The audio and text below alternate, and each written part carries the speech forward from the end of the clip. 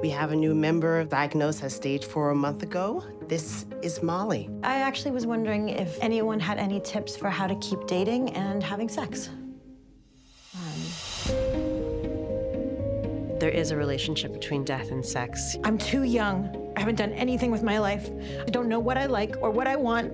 I've never even had an orgasm with another person. What makes the show special to me is that it's honest about sex and death. But for some reason, we don't talk about them very much. And so to put those two things into a comedy is really refreshing. You are on some kind of a sex quest. A sex quest?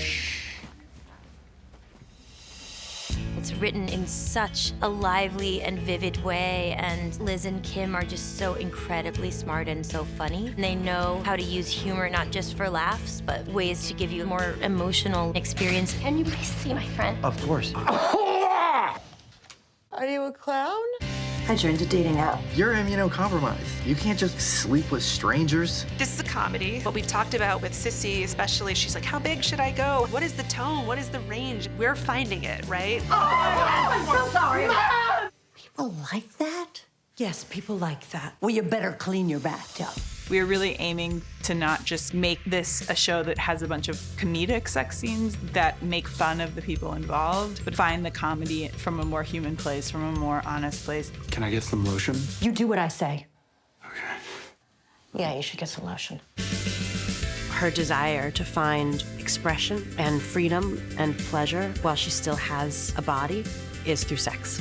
Sex is weird and funny in real life, and uncomfortable. Hey, do you have like really big scissors?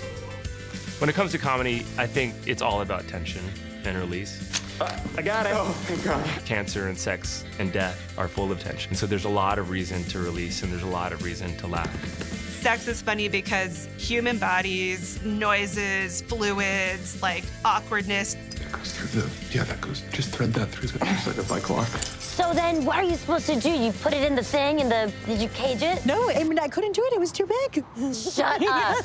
There was a scene where over and over again having to say the line about how her character is experiencing vaginal dryness. Michelle was just having so much fun.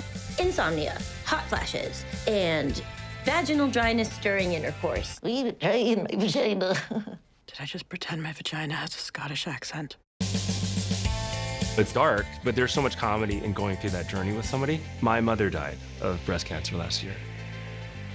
It was really good to read the scripts for me.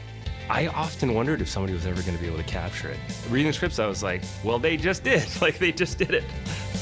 Ultimately, it's a healing journey. What she wanted to do through this sexual exploration, go back to the source of the fracture and see if she could do repair work in this lifetime, in this body, with this family, if she could heal before she passed.